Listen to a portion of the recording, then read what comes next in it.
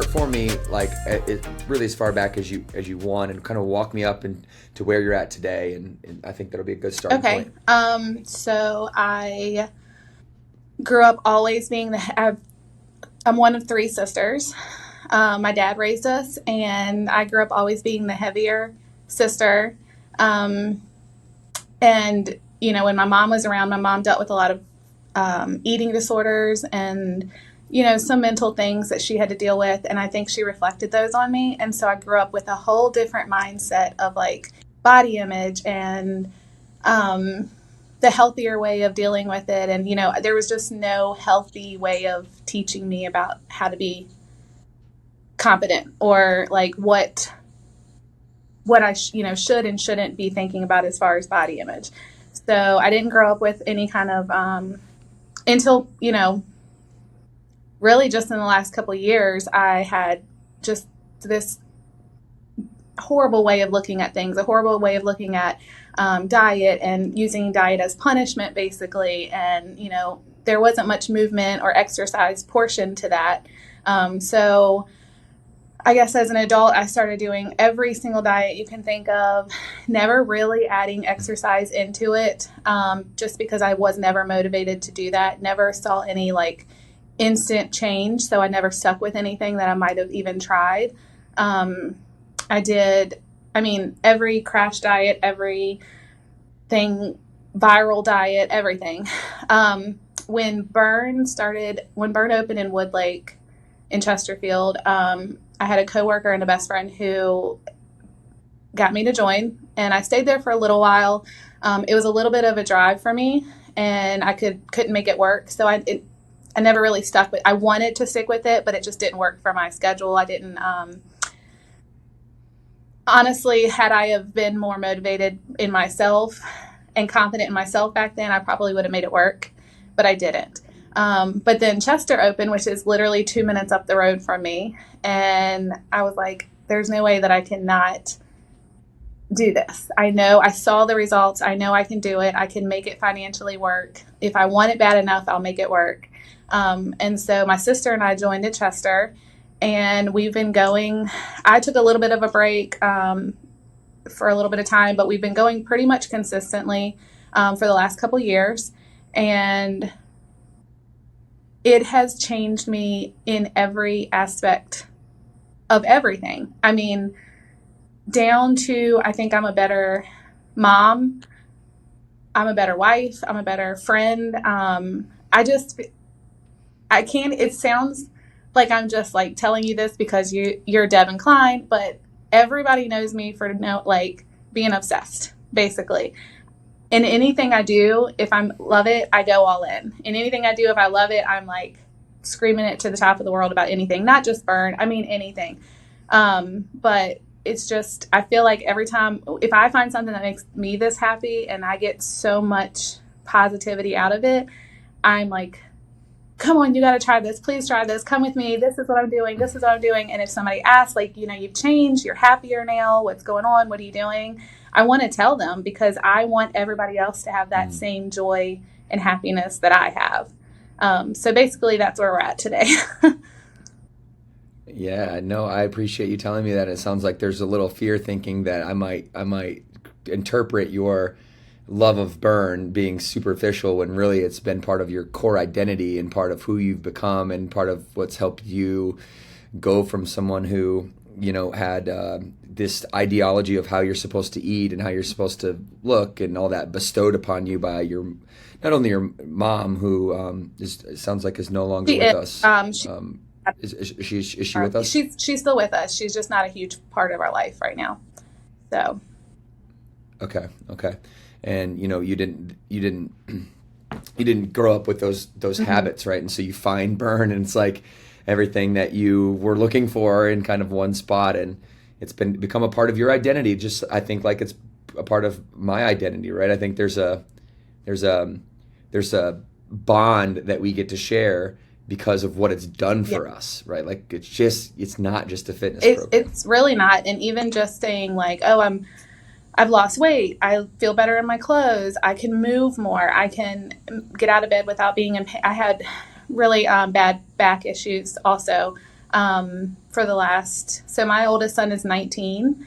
And so for the last 19 years, I've had back issues, even to having to have emergency surgery to remove part of my disc and just different things. And I just thought, I never knew there would be a day where I could get out of bed and not automatically try to figure out how to get my back to feel better for the day, or automatically take ibuprofen, or, all of that. I never thought there was, for me, I never thought there was going to be a life without back pain. And just moving more and learning, our trainers do really well with teaching us mobility and stretching and even just warming up, things like that have helped me. So it's like every now and then I will think, oh, wow, I'm not really in any pain. Oh, this is a really good day. I'm feeling really good. So it's not just any of that, but it's also like the community and like having something that makes me feel good to go to, makes me feel supported. I'm a mom. I have a mom of two boys. I'm a wife. Ryan and Ryan Carter, and right? Carter, yes. Oh, my Instagram. Yeah. Yeah, so I'm a mom of two boys. I'm a wife, and I'm an executive assistant at work. So I'm constantly, I feel like, and I love to. I think that's what makes me happy, is to do for others. But I never realized that I really needed that hour in the morning just to focus on me. And so sometimes that hour in the morning of getting there, getting set up, saying good morning to, my 5 a.m. class, and then just focusing on myself for 45 minutes and then feeling really good about it at the end. Like, I never realized how much I needed that. So it's more than just losing the weight.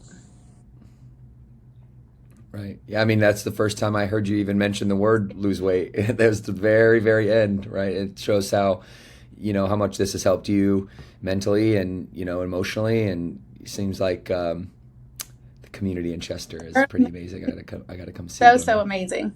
Our trainers, our members, I mean, it is just, it's just a world like you just don't know until you're in it. And I mean, as soon as you walk in, you feel it, but you don't know it until you're in it. Well, thank you for sharing that and kind of how burn has been a part of the evolution of your life. And so I think the next step, now that we've got some connection here, is to ask the following question. Okay, where do you want to go? What's your vision? And you can interpret that however you want to interpret that. I'm not looking for any answers, but really from your heart, speak from your heart on where you want to be in your life. And I'm not going to put a time frame around it or any specificity, but your answer will help set the stage for the perspective that I'll kind of look at in terms of trying to get to an outcome here today. I mean, there's so many different levels to so physically, I want to get to a point where I'm just constantly doing more and doing better, and I guess staying more committed to modding up and taking the heavier weights and just staying more committed to getting stronger. I think I'd back out of trying to push a little bit more, because either I don't have the confidence in it, or I don't want to push myself too hard and be sore for days, or whatever the point may be. But whatever my excuse is that day, sometimes I think I don't push myself. But as far as life, like, I want to move into a situation where I'm like doing something more with this life to help others, like to just like I said, just make other people feel the same way I'm feeling, the happiness and the joy and just the confidence. So burn maybe is a tool and a catalyst to help you get there, but explain to me what confidence and joy and happiness is. Give me the holistic view of what that means to you, and how you would put it together in like a package if you were to write a little story about everything that's meaningful to you, everything that's joyous to you, everything that makes you happy.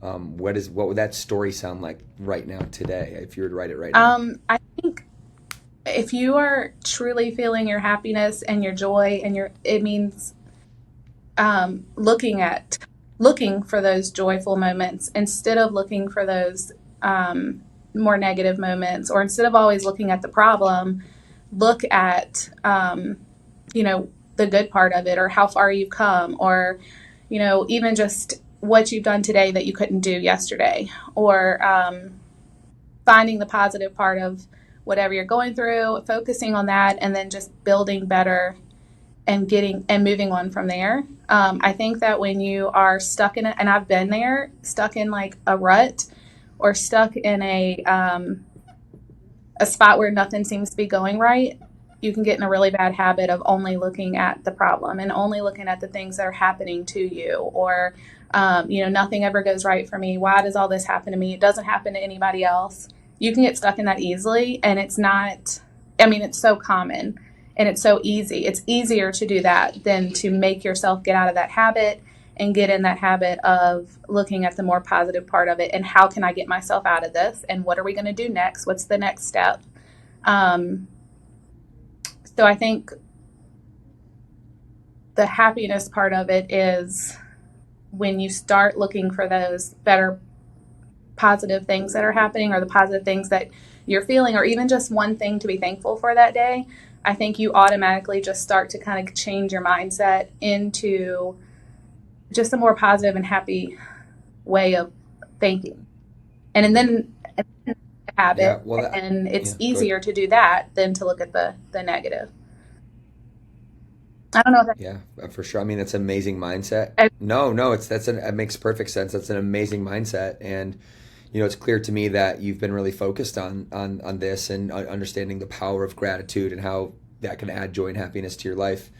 Um, I commend you. Like, the way you articulate how you think is the reason that you is the way that is the reason that you feel how mm, you do, right? Because of the way that you think. And people oftentimes forget that there's a thought process that is can be translated to words with no mm, filter, and that's very scary. You've slowed down to analyze and to just the way you what you said articulates to me self-awareness and just the ability to have mm, control, really, like you've taken control of your life when maybe you didn't feel like you had yeah. control growing up. I don't know, something like that. But that's usually rooted. It's rooted kind of deep, and so it's clear that it means a lot to you, and you have an amazing mindset. My question is I know Ryan, I know Carter. Who else, like, in your life is benefiting from this mindset that you've developed over the years, and how is it making their lives more wonderful? And who are they specifically? If you want to go into talking just a little bit about your family, your core motivation for, I'm sure a lot of things, if not Oh, everything. everything for sure. My husband is, and he's like my project right now. He is such a hard worker and so committed to providing for us and making sure things are taken care of. But he is stuck in this, only looking at the negative, only looking at the problems that we're having to face, or um, the negative things that are happening. And I'm really, like, I know he gets so tired of hearing about it, but then he'll also tell me he appreciates it. Um, I'm telling him over and over, like, yeah, but babe, look at this, and we're doing so much better here.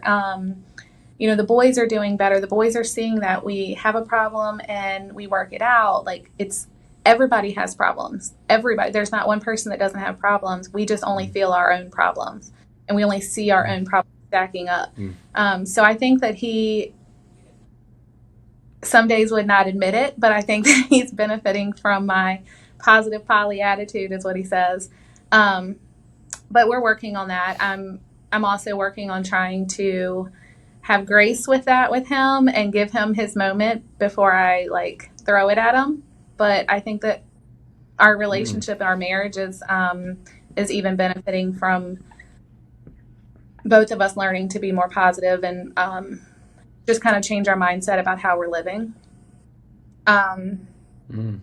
Yeah. and then, of course, my boys, I couldn't imagine raising them the way we were years ago, um, and just staying in that negative mindset and, woe is me mindset. So I'm so glad that we're able to pull out of that and show them a better example. Mm-hmm, mm-hmm. And when you use the word grace, I'm just curious.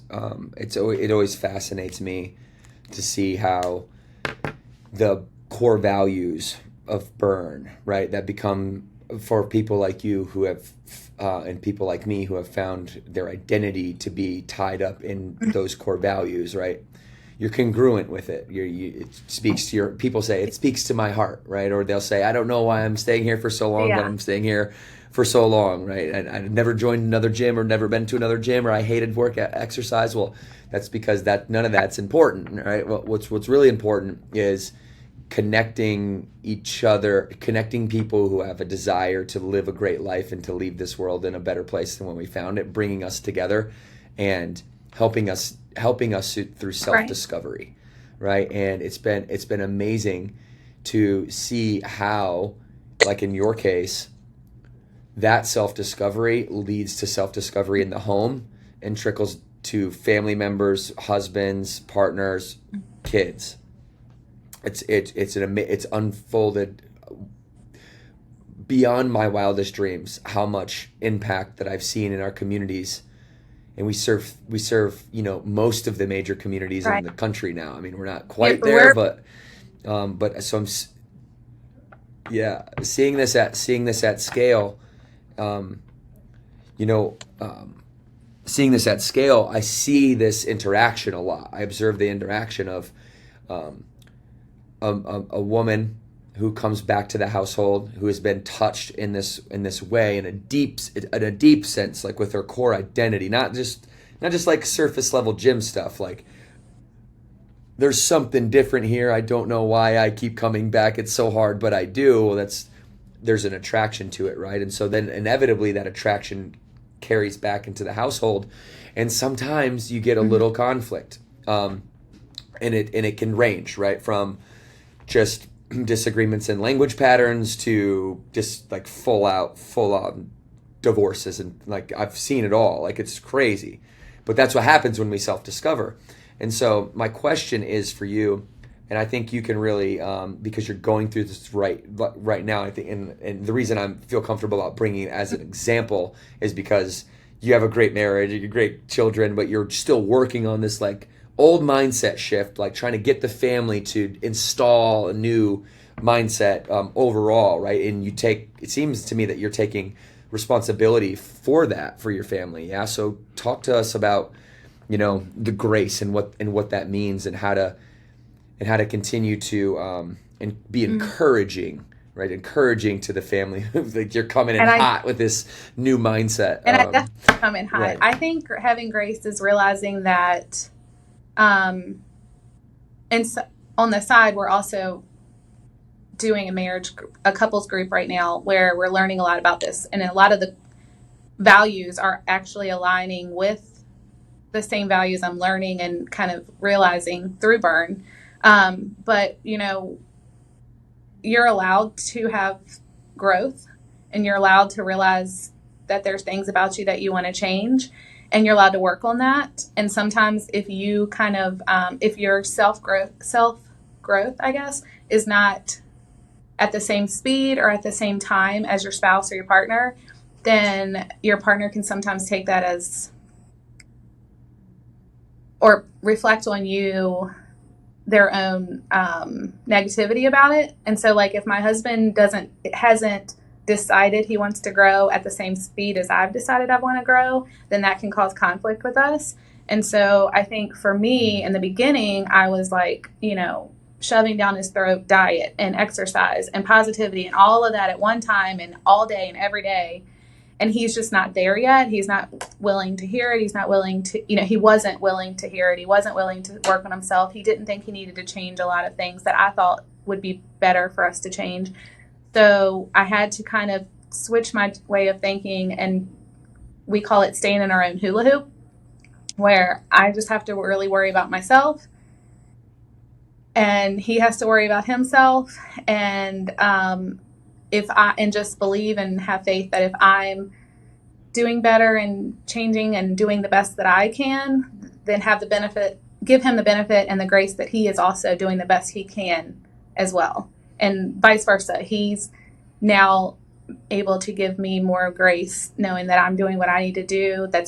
And he's seeing that when I'm doing what I need to do and that makes me happy, he is seeing that it is trickling down, and the day is better and the household is easier to deal with those little things that come up, and having more patience with other people. And it really is, like you said, it just trickles down to the whole rest of the family. So that grace comes in, and knowing that we're both going to have our days where we feel like we need a little bit more patience and leniency from the other person, and just being mindful that I'm responsible for me and he's responsible for him. Together, we're responsible for our household and our family.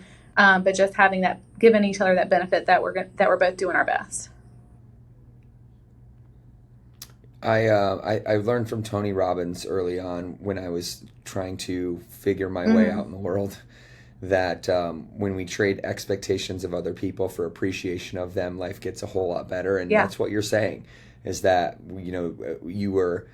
you were trying to change him at the beginning when you first were getting changed, because you wanted so badly to feel him to feel the way that you felt, because you felt the need that you felt like it would make the family better, and then that didn't work, right? Because we can't change each other, like we are who we are. And at the end of the day, you created like this metaphor. I love it. It's like you called it hula hoops, right? Where we get to be our own person, and there's no expectation of one another, and outside of instead of expectation, the appreciation for trying and caring about it, and support is that's the catalyst to change. So that's incredible. I'm so glad that Burn has helped your family in this regard. And first, before we move on, thank you for everything that you've done for the community and continue to do from Burn. Thank you. I mean, I'm just trying to do what they're giving to me, a little part of it. Yeah.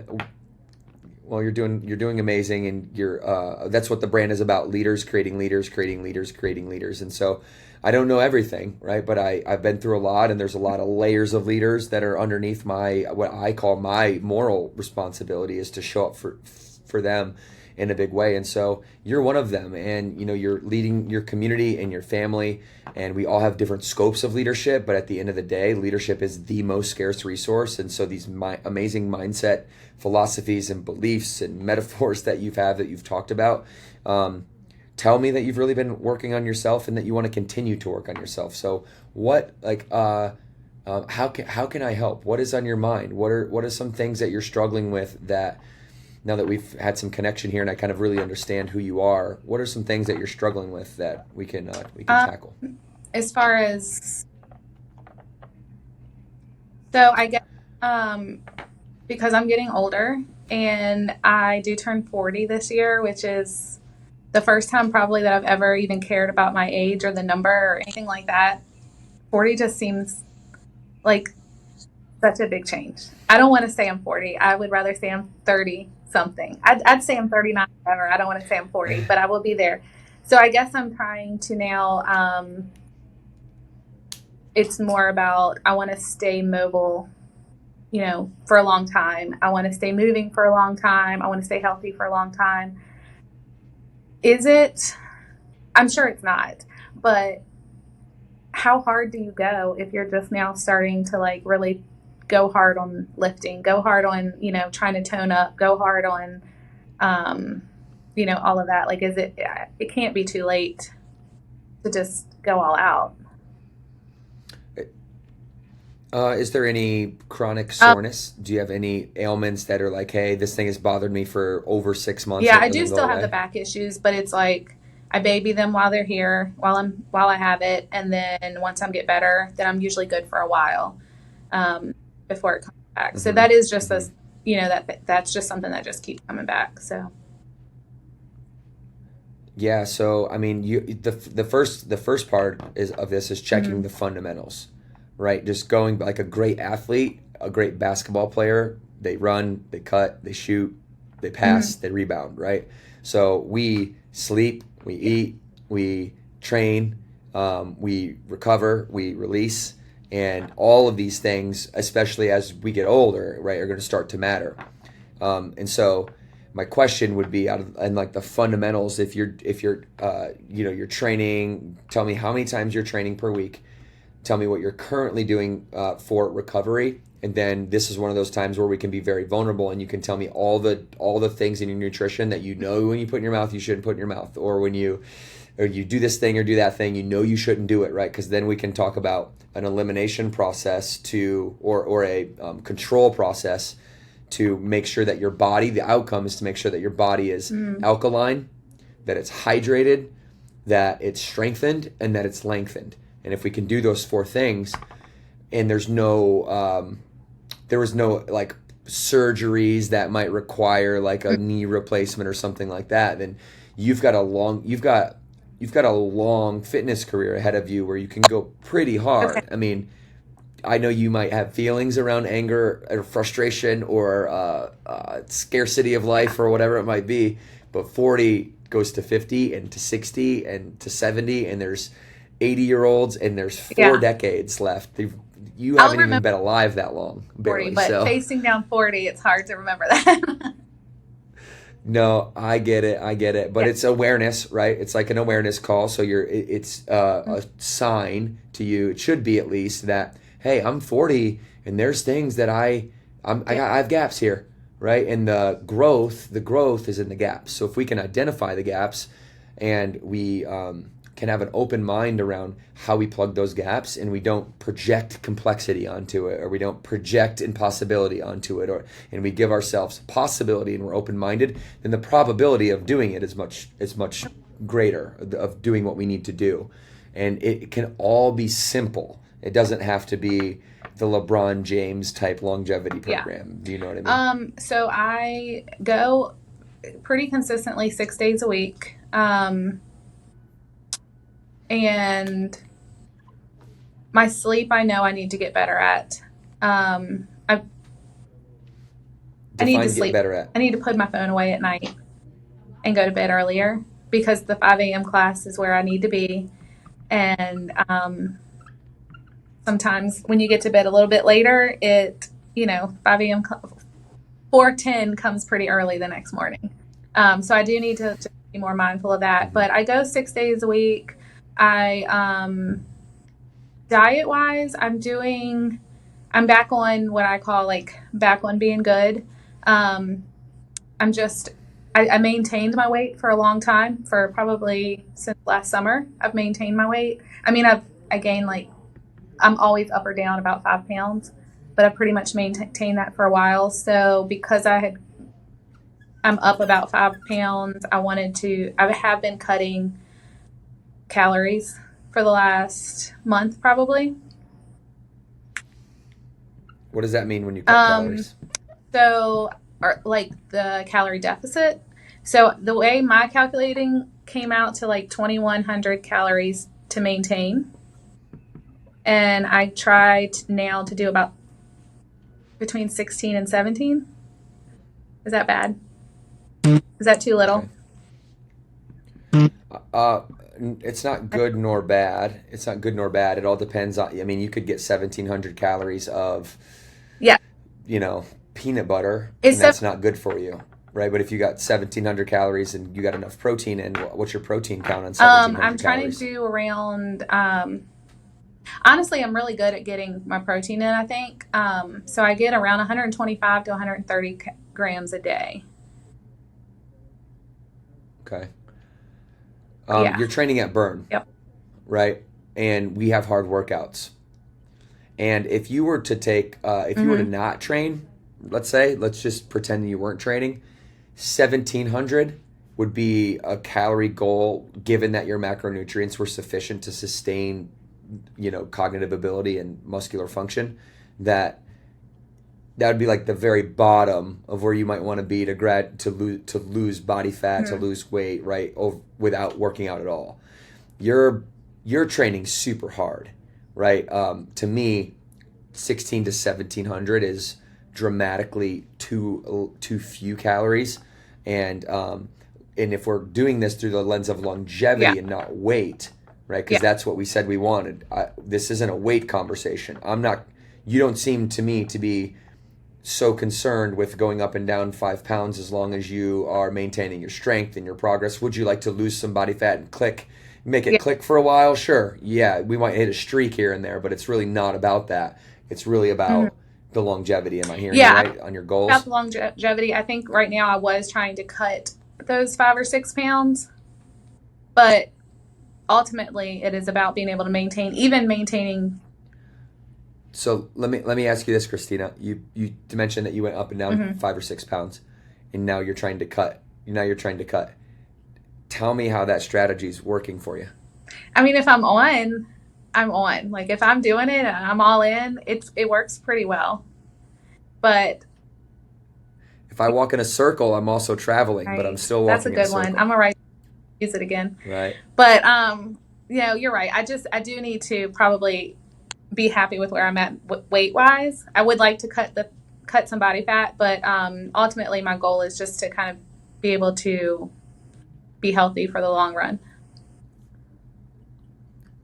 I have a feeling that when you focus on what the actual goal is and put 100% of your Hmm. focus on that, the commitment and the dedication that it takes to do that and the sacrifices that you'll have to make to have that regimen of strength training, lengthening, and really taking care of yourself, Hmm. hydrating properly, getting your sleep and being disciplined at one thing, like one small win at a time, you're gonna lose what you would like to lose as a byproduct of the love that you have for yourself and Yeah, the effort that you're putting in.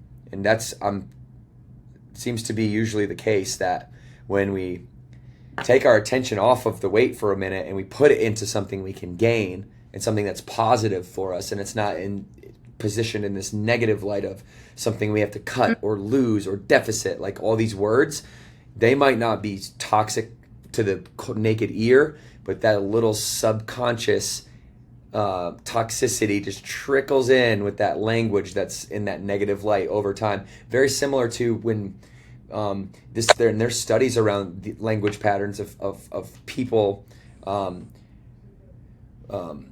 basically, that will use the language that's indifferent, like I don't know, fine, sure, hmm. okay, all those kind of neutral words, that there is negative effects psychologically, right, on like output, and like also like output, like there's negative effects psychologically and then output, and it leads to depression. And obviously if you're depressed and you're always guilt, shame and doubt, and guilt and shame and doubt, and you're going inward, right, then that expression outward is what I mean Yeah, when I that say outcome. Do you kind makes of follow sense. what I'm That saying? makes total sense. Um, So, so what you gain, not what you mhm. lose. That's the punchline. So, I do you think it would be helpful for you to make a list of things that you actually really want to do, not things that you don't want to have, Yeah, like no, I body can do fat, that. right? I want to be able to move for the long term. I want to be able to, um, I guess, be proud of how far I've come and where I'm at and maintaining where I'm at. And I just want to even not have my diet be such a big part of what I'm worried, like what I'm thinking about all day long. Hmm. Okay, so what I hear is a Mhm. directional goal with these three things, and you outlined them directionally really well. And I think you know this too, right? What I'm about to say I, is that we really got to get specific with it, right? We really got to get detailed to say, what does moving long term mean? And the best way that I found, because this is very powerful for me. Are you familiar with the so, prefrontal cortex, mhm. like this front part of our brain here? Well, that's what like makes us different than animals, right? It's like we have this thinking brain. Well, part of that prefrontal cortex, there's a section of it called the reticular activating system, and that is filtering out all the things that you don't want to attract in your life. So when people say like the law of attraction, what they really mean is that there's a scientific correlation to the reticular activating system that blocks out most things that you don't want to attract. Like, for example, if you got like new shoes Like, and then you just started seeing other people with those shoes. They had those shoes on the whole time. You just weren't focused on it, right? And or like when you drive your new car off the lot, and all of a sudden it's your beautiful new Tahoe, and you're so excited about it, and like you see the exact same one going right by you. You're like, I've never seen one of those on the road before. It's this portion of our brain that when we're specific, right, when we know exactly what we want, it tends to, like a heat sinking missile. It tends to help us find and attract what we want. So this used to be like some esoteric process, Abraham Hicks and the law of attraction and all this stuff from like the 1980s. Well, it turns out empirically, scientifically, a lot of, not all, but a lot of what they were saying was true. That when you do, and you know this, like what you do focus on, you will find. And so we need to have, one theory I like to use is that we need to have 100% of our ideas, 100% of our energy, 100% of our power on 1% of our focus, right? Like 1%. And so if you are outlining these 3 directional conversations, the next step in order for you to actually take advantage of what goes on as a byproduct of human biology, you get specific with the story. 1, 2, and 3. Each one of those has a specific story in time, like this place where it's a beautiful situation and your life is so wonderful, and all the people that you mentioned, your husband and Ryan and Carter, they're celebrating with you because you got to this place of longevity in your life, and you're 96 years old and you're still doing bicep curls, or you're still doing something, and you have 4 generations of Comptons in the building doing bicep curls with grandma or whatever, right? And so I'm just trying to give you an example. It's kind of funny, giving you an example of this is how I think about my goals in all verticals of life. We're talking about health and wellness right now, and your goals are specific to that, so we'll stay there.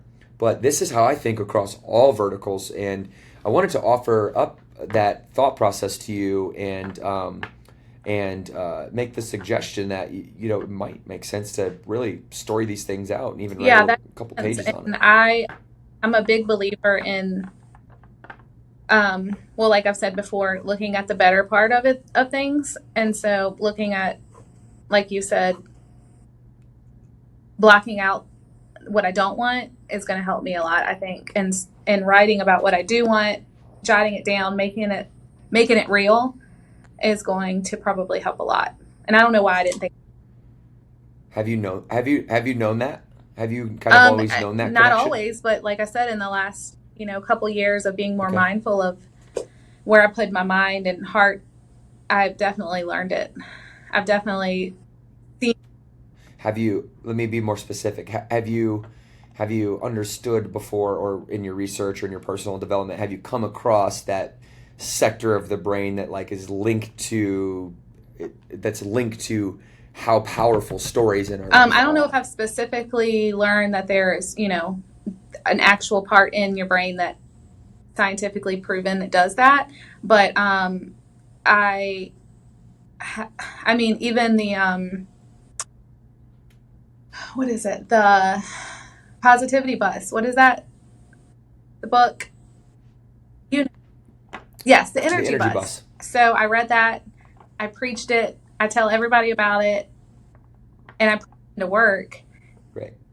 Like I put it into my daily life, and I've seen the exact results from it. I've seen, building those habits and making those habits about what you do want, and not those habits about what you don't want. So I do, yeah. Perfect. Yeah. Cool. So let's do number 1. You said it was to move long term. Let's do a little exercise. You down for that? So we want to move long term. That was the general. Yes. That was the gist of number 1. Tell me a story. Make something up that's empowering to you, like a vision of the future where you see yourself. And it doesn't have to be when you're 96. Not everybody can think that far in advance, but think as far in advance as you possibly can, to where that if I were to actually act this story out, if this was a perfect day for me in context to this goal, if it was a perfect day for me, and there was no limitations, there was no consequences, what would that story be like? And I want you to get so specific and use your imagination on things that might really empower you, once you would think of something that would give you the chills if you could envision it. I think longevity is the goal. I think if I was hopefully much farther down the road, like I said, my son's 19, so hopefully much, much, much farther down the road, when I have grandchildren, I want to be grandparents that can get down on the floor and play with them. And as they get older and they're in their own sports, which would be even more much down the road for me, I want to be able to go to practices and play, and help out on the field and, just give them all the support and let them, I want them to feel like, oh, my grandma's really cool because she gets around and, plays with us and practices with us and helps us practice and, takes us to the park and takes us to do these athletic things. I do 5Ks with my kids. So I want to be able to do that with my grandkids one day and not have to worry about, grandma breaking a hip or throwing a back out. In my perfect world, I would be able to move, up until the day I'm gone. So I don't know if that's very specific, but that is. You're getting there. You're for sure getting there. Yeah. You're for sure getting there. I think the layer deeper would be that what hinted to me is I run 5Ks with my kids. I want to run them with my grandkids.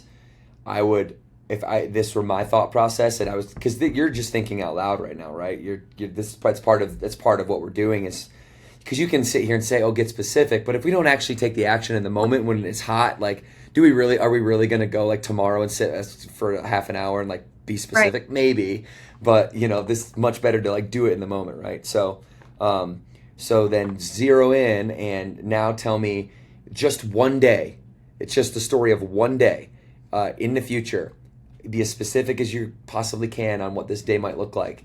When you cross the finish line of that 5K with your 4 grandchildren, get specific. What are you doing? What are you wearing? How many grandchildren do you have? Like, give me as much specificity as you can on that day. So on my good day that I see in the future, that will happen, I think that I am running a 5K with both boys and they're 6 kids, 3 apiece.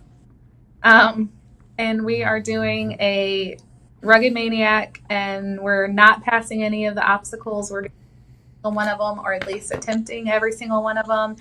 And we're cheering each other on, and we are having a good time, and we're laughing, and my grandkids are positive like me.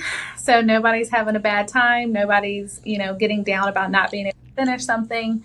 And we're going from one obstacle to the next. And when we get to the end, we're running across together, holding hands, helping each other up that warp wall, and getting to the end, hugging, taking pictures, and just still having all the energy that the kids could do it again and I could do it again with them. Gives me chills.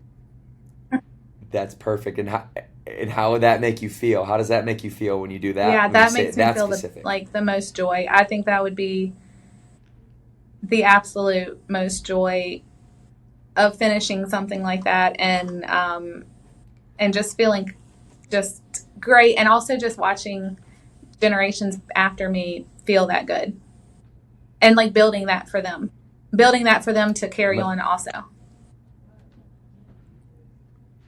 I love how you were lighting up as you were telling that story, and that's part of what that system is doing right now. You're downloading that story into that system so it can play it back over and over. You're going to remember that forever now.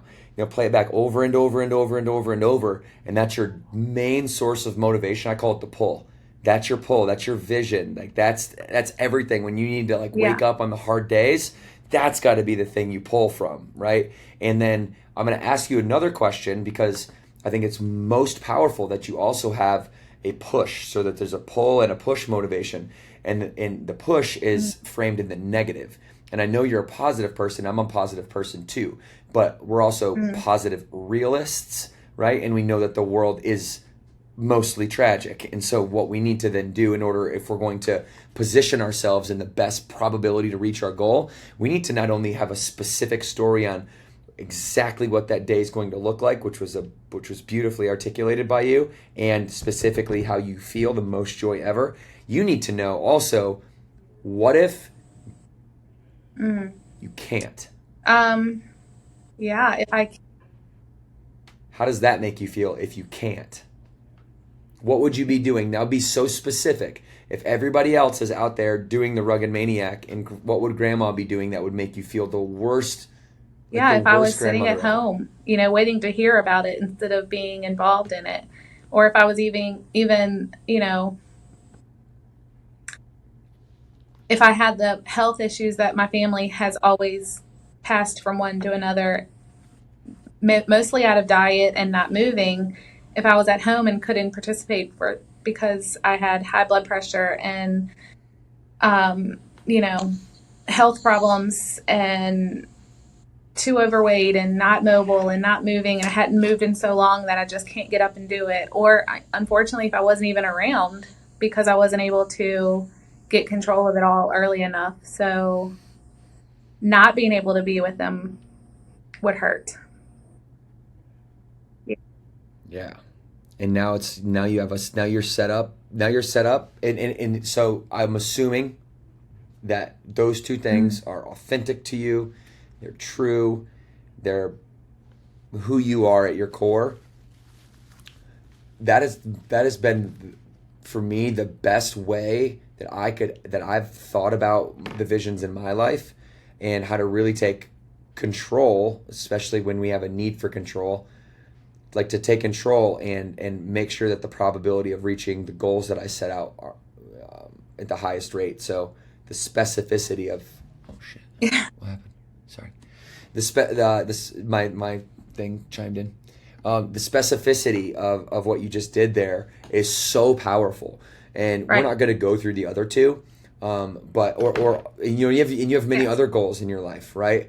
And so I think what we did is really just go a layer or two deeper into what you already knew, that you've already, like, this is what when Burn Boot Camp has 5 pillars, and one of those pillars are goal setting. This is what we talk about. This is what we mean, right? We have challenging workouts, focused mindset, empowering community, and so nutrition obviously is a huge part of what we do, but goal setting, that is everything, because the targets have to be very clear. And if your targets are clear with specificity, and you have the push and the pull motivation to it, to me, if you're surrounding every goal that you have with those two things and making those stories, I have a documentary. I document it. I have a journal, and all of my goals. And you don't have to do it this way. I'm just experience sharing with you. Will have the goal at the top, and I'll write an entire page in the same fashion that you did. Flip it and write an entire page on the negative side, and it's just proven to give me fortitude in my life. I don't let anyone else tell me what I can and cannot do, because I'm so specific with my outcomes. There's no room for error. There's no room for margin. I've thought about it way harder than anybody else's judgment has thought about it, and I feel confident in that. So hopefully a few that you picked up No, on a I few nuggets totally there, and that believe was in helpful. smart goals, but I don't always follow through with creating those that way. So I definitely can get better at that. These are not Okay. smart goals. That's not what I'm saying. This Okay. smart goal is more tactical, right? This is the opposite. This is vision. You're talking traction. You're talking about, how do I get movement? How do I get momentum? How do I get from right where I'm at now to next week, into next month, and to next quarter? Perfect, right? Like, keep smart goals front of mind for that. That's really important. That's going to be how you execute, right? But what are you True. executing against? That's my conversation of, like, this aspirational. I call it the North Star, right? That's really what we're doing, is developing your North Star, and then your SMART goals. Sounds like you've been using. You're just going to use those to get yourself there, and to try to do that I faster is think the storying name of the will game. will be a good way to keep it, to get it in my mind and then keep it there, and like like when I just told the story, I know how it made me feel, and knowing that feeling will keep me working towards it, I think. Yeah. A joy Yeah. feeling. Yeah, it's a powerful one, huh? Good. Well, hey, this has been awesome. We still have nine. I don't want to like No. dive into. I think that's a good place to kind of stop on that specific topic. But we still have 10 minutes left. Is there anything that Two you wanted to talk about? questions for you. One is, where are we at with the Okay, burn tennis please. shoes? Okay. So do you know now that Yes. Morgan is our Yes. CEO? I was, Okay. So shout out to my wife Morgan. She's a badass. She's one of the only female fitness CEOs on the he is awesome. planet, and she's awesome. I'm now the visionary. I'm now the visionary. So I went out and I get to kind of forge new ground. Well, the interesting thing about that relationship Yeah. is she's the tiebreaker, which means that if we have a new project or a new initiative or a new innovation, I've given her her. Technically, I hate saying this, but technically, the CEO reports to the visionary, and then Okay. everyone else reports to the CEO. I'll put it that way. But she is the tiebreaker, and so she gets to Mhm. tell me when the right time is to launch new items and new things. And so it won't be too long, but I'm also not going to put Yeah. unruly pressure on her to do so. So I would probably say, I'm ready. I've got the sketches, the designs. We've got the technical team. Our retail team is all tied in. We're ready to go. Mhm. It's just whenever the right time is for the organization to receive that. There's a lot going on in our organization right now, and so Morgan's way better at like kind of pacing all that stuff than I am, and so it's probably a release sometime in maybe late Okay. We'll be around for 2024. them. We trust. Everything happens for a Okay, I know. reason. But you put it out there, and we have discussed it and looked for it, and we're like, when are these things happening? And I'm just like, obsessed. So I'm like, having burn on would just add to the excitement. So that was one question. And the other one is, have For you sure. guys ever, or do you already have, and I don't know about it, like, I guess you would call them satellite ambassadors, or like, a Virginia based burn ambassador that would help you guys with, like, you guys are so good at going out and visiting locations and being a part of it, and like even checking in and things like that, but you can't be everywhere. So, and you guys are expanding so Yeah. much. So one is, do you have people like that? And two, how would I sign up?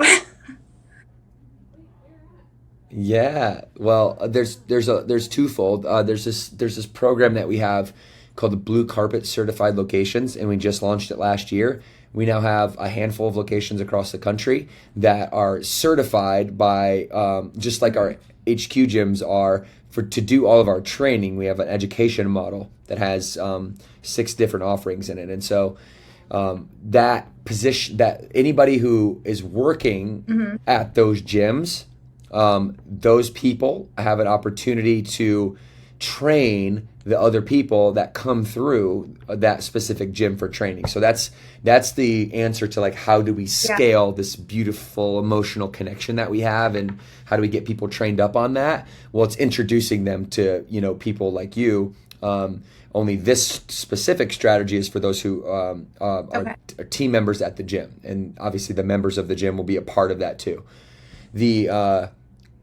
The other side that we're working on right now is a Mhm. burn ambassador program, right? Which it's a more nationally based ambassador program, but we look for micro, like what we call micro influencers, and Right. I'm sure you can infer what that means, but just to be specific, what that means is people who already Mhm. love Burn Bootcamp, who are members of the gym, who have a Right. little following, to barely any, to Right. up to 50,000 or something like that, right? But like the follower count isn't important to us. It's the importance is the dedication and the loyalty to the brand. And so our marketing team is working on that as we speak right now, and I know they're working super hard on it. So that might seem like something more along the lines of you were talking about. And then, at the end of the day, we're always hiring everywhere. And so if you really wanted to like train people and really get onboarded to a team somewhere, we're always hiring people to come on that love our teams. And that's the best way where you're going to be able to like have that direct influence on another. I did like, try. I was asked to be a trainer at my Secret Shoppers. We have 2, by the way. Yeah. Didn't want to leave that one out. Yeah. So you could always do that. There's a company we have. Yeah. And I can hook you up with them.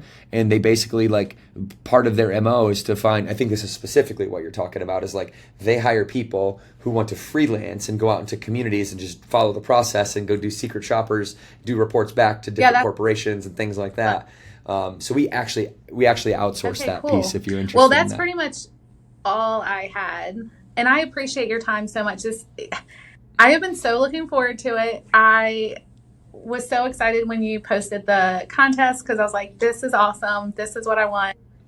So I just appreciate it. I appreciate your time. I appreciate your energy. I always say I'm like don't take this the wrong way, but his like Chihuahua puppy excited energy, what I have, like that's me on a larger scale. And so I appreciate you sharing that with me. I accept your compliment, receive your gratitude, and even if hey, that's the first time I've ever heard that one, but I can see the zoomies now. So the Chihuahua gets the zoomies. I can see. Well, I'm here to help. I'm here to serve. I hope we did that today. I know I'm better for leaving the conversation. Do you think you're better 100%. For leaving the conversation today? Awesome. All right, you too. Christina. Thank you so much. Have a good day. 2 claps on 2. 1, 2.